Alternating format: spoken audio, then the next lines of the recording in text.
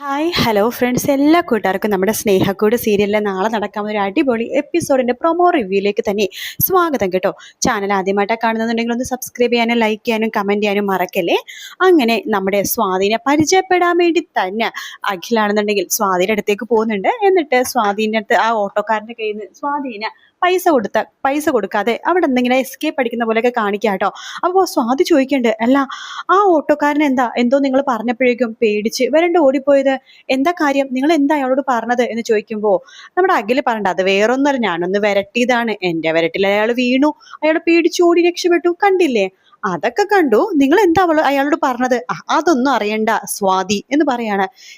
സ്വാതി, എൻ്റെ പേര് നിങ്ങൾക്ക് എങ്ങനെ അറിയാം എന്ന് ചോദിക്കുമ്പോൾ പെട്ടെന്ന് തന്നെ അഖിൽ, ഈശ്വര ഇനിയിപ്പോൾ എന്താ പറയണം ഞാൻ ആലോചിക്കുക കേട്ടോ. പറ, എൻ്റെ പേര് നിങ്ങൾക്ക് എങ്ങനെ അറിയാം? അത് പിന്നെ അതെ ഈ ഞാൻ വെറുതെ ഇത് പറഞ്ഞതാണ്, തൻ്റെ ഈ മുഖത്തിന് ചേർന്ന പേര് സ്വാതി എന്നാണ്, അപ്പൊ അതുകൊണ്ട് ഞാൻ വെറുതെ പറയണ. ഇല്ലില്ല, നിങ്ങൾ കള്ളം പറയൊന്നും വേണ്ട, നിങ്ങൾക്ക് എൻ്റെ പേര് നന്നായിട്ട് അറിയാം, സത്യം പറ, നിങ്ങൾക്ക് എങ്ങനെയാ എൻ്റെ പേര് അറിയാവുന്നത്? അത് ഞാൻ പറഞ്ഞില്ലേ, അത് വേറൊന്നുമില്ല, ഞാൻ വെറുതെ ഗസ് ചെയ്തതാണ്, എന്താ അത് തന്നെയാണ് തൻ്റെ പേര്? അതെ എന്ന് പറയണം. പിന്നീട് അവരങ്ങോട്ട് കൂട്ടാകാട്ടോ. പിന്നീട് സ്വാധീനെ കാണാൻ വേണ്ടി തന്നെ മനഃപൂർവ്വം അഖിൽ ഓരോരോ ഇൻസിഡന്റ് ഉണ്ടാക്കുന്നുണ്ട്. സ്വാതിയായിട്ട് അടുക്കാൻ വേണ്ടി നോക്കുന്നുണ്ട്. സ്വാതിയുടെ അതായത് അഖിൽ അടുക്കാൻ നോക്കുന്നത് കേസ് അന്വേഷിക്കാൻ വേണ്ടിയിട്ടാണ്. പക്ഷെ സ്വാതി തെറ്റിദ്ധരിക്കണത് അഖിലിന് തന്നോടൊരു പ്രണയമുണ്ട്, അതിനു വേണ്ടി മനഃപൂർവ്വം ഓരോരോ കേസ് കെട്ടൊക്കെ ഉണ്ടാക്കി തൻ്റെ അടുത്തേക്ക് ഈ പുള്ളിക്കാരൻ വരുവാണ് എന്നാണ് സ്വാതി വിചാരിക്കുന്നത് കേട്ടോ. അപ്പൊ രണ്ടുപേരും രണ്ട് തരത്തിലാണ് കാര്യങ്ങൾ എടുക്കുന്നത്.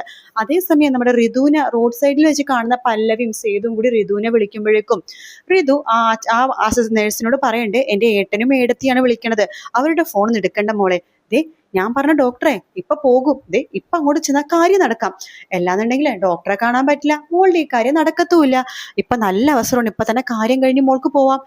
ഇപ്പൊ തന്നെയോ? അതെ, ഈ കാര്യങ്ങളൊന്നും വെച്ച് ഇതാക്കാൻ പാടില്ല മോളെ, ഒരു ദിവസം വൈകിക്കഴിഞ്ഞാൽ അത്രയും ബുദ്ധിമുട്ട് മോൾക്ക് ഉണ്ടാകും, അതുകൊണ്ട് പറഞ്ഞതേ ഉള്ളൂ. എന്താ മോൾക്ക് ഇപ്പൊ തന്നെ വരാലോ അല്ലേ? വരാം. എങ്ങനെയെങ്കിലും മോൾ ഈ ഭാരം ഒന്ന് എടുത്ത് നിലത്തേക്ക് വെച്ചാൽ മോൾക്ക് എന്ത് സ്വാതന്ത്ര്യം ഉണ്ടാവും അറിയാവോ, എന്തൊരു സുഖമായിരിക്കും, മോൾക്ക് തോന്നിയ പോലെ ജീവിക്കാം. എനിക്ക് അങ്ങനെ തോന്നിയ പോലെ ജീവിക്കാമെന്നല്ല, ഫ്രീ ആയിട്ട് നടക്കാൻ വേണ്ടിയിട്ടാണ്. പിന്നെ ഞാൻ പറഞ്ഞല്ലോ, എൻ്റെ ഭർത്താവ് എന്ന് പറഞ്ഞ അലവലാതി ഒരു വൃത്തികെട്ട ക്യാരക്ടറാണ്, അതുകൊണ്ട് അയാളുടെ കുഴിനെ വേണ്ടെന്ന് വെച്ചിട്ടാണ്. ശരി ശരി, എന്തായാലും ഇപ്പൊ തന്നെ കാര്യം കഴിഞ്ഞ് മോൾക്ക് വീട്ടിലേക്ക് പോകാം. അല്ല മോളെ, ഞാനൊരു കാര്യം ചോദിച്ചോട്ടെ, മോൾ ഇങ്ങനെ നിറവയറായിട്ട് വന്നിട്ട് വെറും വയറായിട്ട് പോകുമ്പോൾ വീട്ടുകാരൊന്നും പറയില്ലേ? അതൊക്കെ ഞാൻ നോക്കിക്കൊള്ളാം, അതിനെ കുറിച്ചൊന്നും നിങ്ങൾ അന്വേഷിക്കേണ്ട, എന്തായാലും എനിക്ക് ആ ഡോക്ടർ ഒന്ന് കാണിച്ചു തന്നാൽ മതി. അതിനല്ലേ ഞാൻ കൊണ്ടുപോകണത് എന്ന് പറഞ്ഞിട്ട് നമ്മുടെ ഋതുവിനെയും കൂട്ടിക്കൊണ്ട് ഏതോ ഒരു പൊട്ട ഡോക്ടറിന്റെ അടുത്തേക്ക് പോവാട്ടോ. അത് ഡോക്ടറാണോ എന്ന് തന്നെ അറിയത്തില്ല. അപ്പൊ ആ ഡോക്ടർ ഇങ്ങനെ ചോദിക്കുന്നുണ്ട്, എന്താ പേരും ചോദിക്കുമ്പോഴേക്കും എൻ്റെ പേര് ഋതു എന്നാണ്, പറയൂ ഋതുക്ക് എന്താ പ്രശ്നം?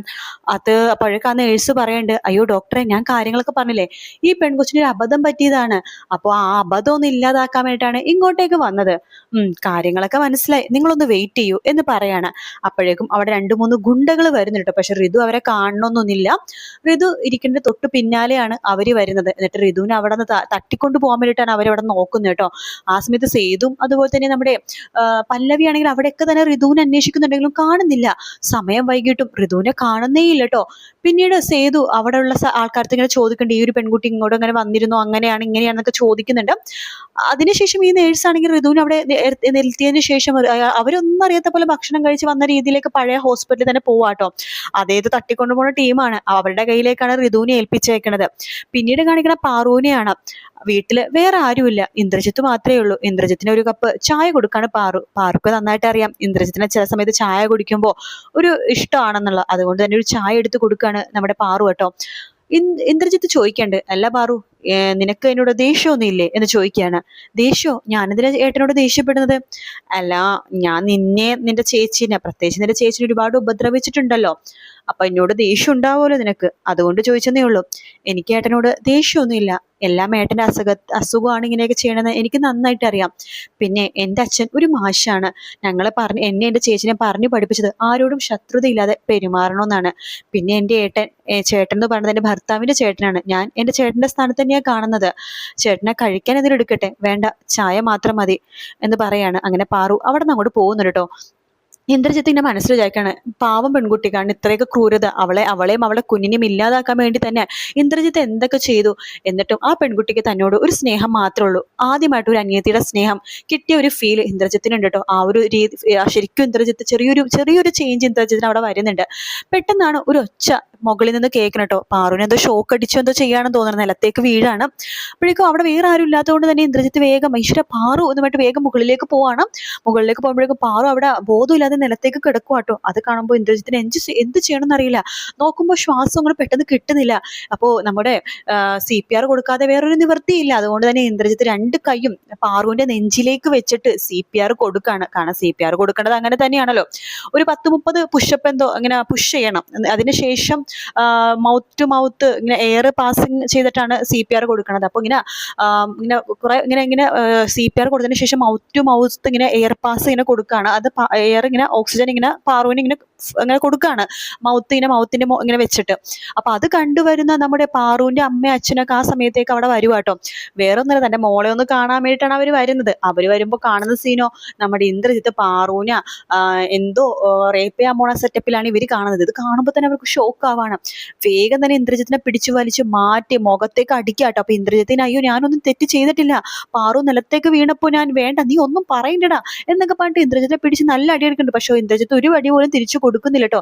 ഇറങ്ങി പോടെ ഇവിടുന്ന്, എന്റെ മോളെ ആരില്ലാത്ത സമയത്ത് റേപ്പ് ചെയ്യാൻ വേണ്ടി നോക്കിയോ, അവള് ഗർഭിണിയാണ്, നിന്റെ അനിയന്റെ കുഞ്ഞല്ലേ വയറ്റി കിടക്കുന്നത്, നിന്റെ അനിയത്തിനെ പോലെയല്ലേ അവള് എന്നൊക്കെ പറയുമ്പോൾ ഇന്ദ്രജിത്തിന് എന്ത് പണോ, ഞാൻ പറഞ്ഞില്ല ഞാനൊന്നും ചെയ്തിട്ടില്ല എന്നൊക്കെ പറയുമ്പോൾ ഇറങ്ങി പോടാ എന്ന് പറഞ്ഞിട്ട് ഇന്ദ്രജിത്തിനെ അവിടെ നിന്ന് പിടിച്ച് ഇറക്കുകയാണ്. അതിനുശേഷം പാറുവിനെ കുറച്ച് വെള്ളമൊക്കെ തളിച്ച് എഴുന്നേൽപ്പിക്കുന്നുണ്ട്. പാറു മോളെ പാറു എന്ന് വിളിക്കുമ്പോൾ പാറു എഴുന്നേൽക്കുന്നില്ല. കുറെ നേരം കഴിയുമ്പോഴേക്കും ഇന്ദ്രജിത്ത് ആ CPR കൊടുത്തോണ്ട് മാത്രം കേട്ടോ പാറു പെട്ടെന്ന് രക്ഷപ്പെട്ടത്. എന്നിട്ട് അവർ ആ ഒരു ഹോസ്പിറ്റലിലേക്ക് കൊണ്ടുപോവാണ് പാറുവിനെ. അപ്പൊ ഡോക്ടറിനെ ചെക്ക് ചെയ്യുമ്പോൾ പറയുന്നുണ്ട് എന്താ അപ്പൊ പാർവതി ഇപ്പൊ കണ്ണുറങ്ങണം കേട്ടോ. പാറുവിനോട് ചോദിക്കും ഡോക്ടർ എന്താ പാറു സംഭവിച്ചതെന്ന് ഡോക്ടർ ചോദിക്കുമ്പോൾ എനിക്ക് ഷോക്ക് അടിച്ചതാണ് എന്ന് പാറു പറയാണ്. അത് കേൾക്കണ അമ്മ അച്ഛൻ ഞെട്ടിപ്പോട്ടെ, ഷോക്ക് അടിച്ചതാണെന്നോ, അതെ പിന്നെ എനിക്കൊന്നും ഓർമ്മയില്ല എന്ന് പറയുമ്പോൾ ഡോക്ടർ പറയണ്ട് എന്നാ ബാക്കി നടന്നത് ഞാൻ എന്താന്ന് പറയാം. ഷോക്ക് അടിച്ചു, കുട്ടിയുടെ ബോധം പോയി ഒരുപാട് സമയം അങ്ങനെ കിടക്കാൻ പാടില്ല, കുഞ്ഞിന് ആപത്താണ്. പക്ഷേ തനിക്ക് ആരോ CPR തന്നിട്ടുണ്ട്, അതിന്റെ പുറത്താണ് തനിക്ക് വീണ്ടും ശ്വാസം എടുക്കാൻ സാധിച്ചത്. അല്ല CPR ആരാ തനിക്ക് തന്നത് എന്ന് ചോദിക്കുകയാണ്. അത് പിന്നെ പാറുക്ക് അത് ഓർമ്മയില്ല. അപ്പൊ ഡോക്ടർ ചോദിക്കണ്ട ആരെ കുട്ടിക്ക് CPR കൊടുത്തത്, ആരാണെങ്കിലും കൊള്ളാം, നല്ല കാര്യമാണ് ചെയ്തിരിക്കുന്നത്, അതുകൊണ്ട് മാത്രമാണ് കുട്ടിയുടെ വയറ്റിലുള്ള കുഞ്ഞും ഇപ്പൊ ജീവനോടെ ഉള്ളത് എന്ന് ഡോക്ടർ പറയാണ്. അപ്പോഴാണ് നമ്മുടെ അച്ഛനും അമ്മക്കൊക്കെ മനസ്സിലാവേണ്ടത് ഇന്ദ്രജിത്ത് റേപ്പ് ചെയ്യാൻ വേണ്ടി ശ്രമിച്ചതല്ല, CPR കൊടുക്കാൻ വേണ്ടി ശ്രമിച്ചതാണെന്നുള്ളത്. അപ്പൊ അവര് പാറു ചോദിക്കേണ്ട ആരാണമ്മേ, എനിക്ക് ആരാ കറക്റ്റ് സമയത്ത് ഇങ്ങനെ എന്നെ രക്ഷിച്ചത് ആരാണെന്ന് പാർവതി ചോദിക്കുമ്പോ അത് പിന്നെ ഞങ്ങള് വന്നപ്പോ ആ ഇന്ദ്രജിത്ത് മോളെ എന്തോ ചെയ്യുന്ന പോലെ തോന്നി, അപ്പോ CPR കൊടുക്കണമെന്ന് ഞങ്ങൾക്ക് അറിയില്ലായിരുന്നല്ലോ. അപ്പോ ചേട്ടനാണോ എന്നെ രക്ഷിച്ചത്, എന്റെ കുഞ്ഞിനെ രക്ഷിച്ചത് ചേട്ടനാണോ?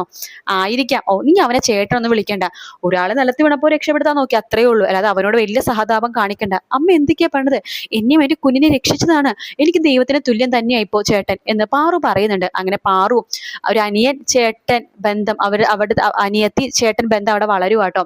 എന്തായാലും നാളത്തെ എപ്പിസോഡ് നല്ലൊരു എപ്പിസോഡ് തന്നെയാട്ടോ, പറയാതിരിക്കാൻ വയ്യ. വീഡിയോ ഇഷ്ടപ്പെട്ടാൽ ലൈക്ക് ചെയ്യുക, സബ്സ്ക്രൈബ് ചെയ്യുക, കമന്റ് ചെയ്യുക. മറ്റൊരു വീഡിയോ ആയിട്ട് കാണാം. Take care, bye bye.